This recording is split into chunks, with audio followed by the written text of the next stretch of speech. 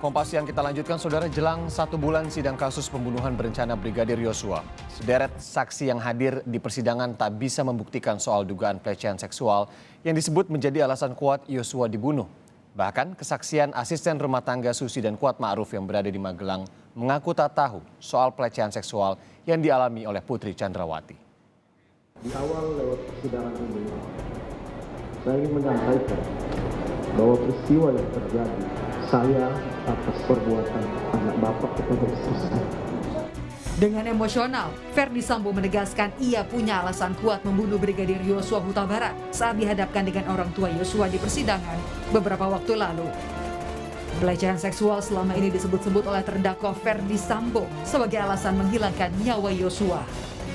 Padahal, asisten rumah tangga Sambo, Susi dan Kuat yang ada di lokasi kompak mengaku tak tahu soal pelecehan seksual yang diduga dialami Putri Chandrawati di Magelang. Ada tidak tindakan pelecehan itu terhadap Ibu PC? Kalau tidak ya tidak tahu ya tidak tahu. Kalau saya tidak tahu.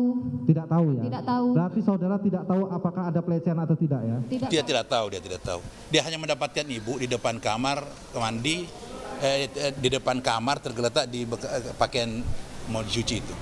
Dugaan pelecehan seksual jadi alat terdakwa Ferdi Sambo dan sang istri Putri Chandrawati guna mendapatkan keringanan hukuman.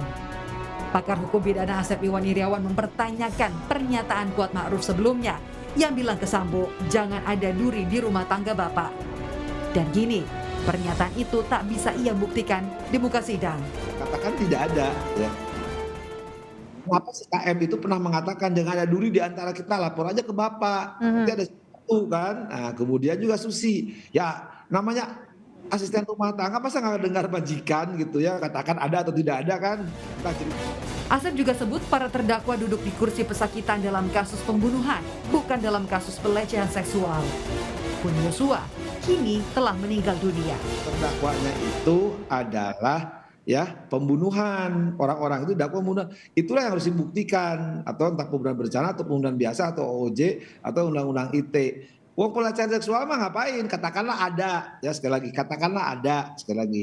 Misalnya pelakunya kan yang di Magelang siapa, tinggal siapa, orang-orang itu kan. Nah katakanlah mengarah ke Yosua, Yosuanya udah mati kok, ya dia tidak punya hak untuk menjawab, nggak boleh itu pidana loh ya. Hati-hati 3220, 321 itu ada delik biasa, delik aduan, tergantung pasal ayatnya ya.